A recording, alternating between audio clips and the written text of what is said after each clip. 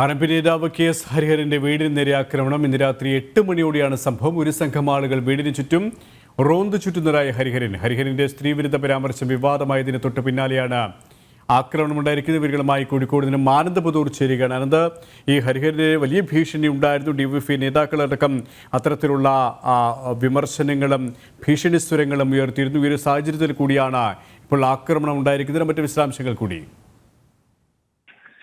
രാത്രി 8:15 ആക്രമണം ഉണ്ടാവുന്നത്. ആലപ്പി നേതാവ് KS ഹരിഹരന്റെ വീടിന് നേരെ ബോംബ് എറിയുകയായിരുന്നു. സ്കൂട്ടറിലെത്തിയ ഒരു സംഘം വീടിന് നേരെ സ്ഫോടക വസ്തു എറിഞ്ഞു എന്നാണ് ഹരിഹരൻ പറയുന്നത്. എന്തായാലും ഈ തേഞ്ഞിപ്പലം പോലീസിൽ ഇപ്പോൾ പരാതി നൽകിയിട്ടുണ്ട്. RMP നേതൃത്വത്തിൽ മലപ്പുറം SP അടക്കം പരാതി നൽകിയതാണ് പാർട്ടിയിൽ നിന്ന് നമുക്ക് ലഭിക്കുന്ന വിവരം. എന്തായാലും പോലീസ് ഇപ്പോൾ സ്ഥലത്തെത്തിയിട്ടുണ്ട്. അതേസമയം ഈ സംഘം വൈകുന്നേരം മുതൽ 2 ബൈക്കുകളായി പ്രദേശത്ത് ഉണ്ടായിരുന്നതായി ഹരിഹരൻ ആരോപിക്കുന്നുണ്ട്.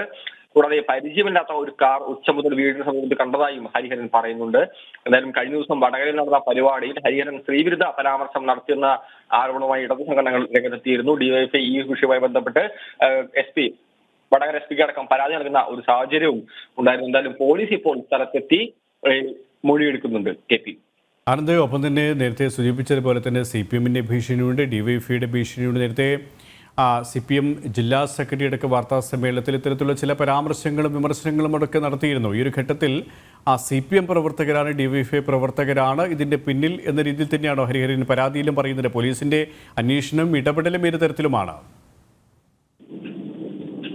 ബോംബെറിഞ്ഞ ആരാണെന്ന് ഇപ്പോഴും കൃത്യമായും വ്യക്തമായിട്ടില്ല. പോലീസ് സ്ഥലത്തെത്തി അന്വേഷണം നടത്തിക്കൊണ്ടിരിക്കുകയാണ്. മലപ്പുറം SP അടക്കം RMPയുടെ നേതൃത്വത്തിൽ ഇപ്പോൾ പരാതി നൽകിയിട്ടുണ്ട്.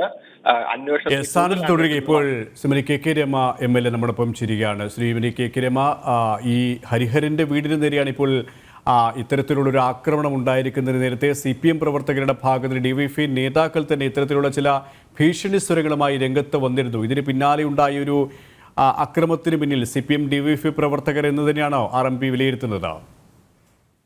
അല്ലാതെ മറ്റാർക്കും ഇപ്പം ഹരിഹരനോട് ദേഷ്യമില്ലല്ലോ. ഹരിഹരനോട് വിദ്വേഷമുള്ള മറ്റാരുമില്ല. അപ്പൊ നേരത്തെ P മോഹനൻ പത്രസമ്മേളനം നടത്തി ഇത് ഇവിടം കൊണ്ട് അവസാനിക്കുന്നില്ല എന്ന് പറയുകയും ചെയ്തിട്ടുണ്ട്. അപ്പൊ അതിന്റെയൊക്കെ ഉദ്ദേശം ഇതായിരുന്നു എന്നുള്ളതാണ് സംശയിക്കുന്നത്.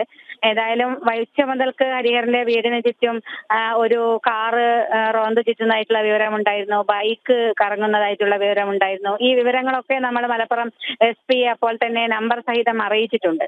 അതിനുശേഷമാണ് വൈകിട്ട് രാത്രി 8 മണിയോടുകൂടി വലിയ ഉഗ്ര ശബ്ദത്തോടു കൂടിയിട്ടാണ് സ്ഫോടനം നടന്നിരിക്കുന്നത്. അത് വീടിന്റെ ചുറ്റുമതിൽ തട്ടി പൊട്ടിയത് കൊണ്ട് വീടിന് പരിക്ക് പറ്റിയില്ല, ആൾക്ക് അപായം ഉണ്ടായിട്ടില്ല എന്നുള്ളത് മാത്രം. ഭാഗ്യം കൊണ്ട് രക്ഷപ്പെട്ടതാണ്. എന്തായാലും വലിയൊരു ബോംബേറാണ് അവിടെ ഉണ്ടായിരുന്നത്. ഹരിഹരനെ അപായപ്പെടുത്തുക എന്ന ലക്ഷ്യം തന്നെയാണ് ഇതിന് പിന്നിലുള്ളതെന്നാണ് ഞങ്ങൾ വിചാരിക്കുന്നത്.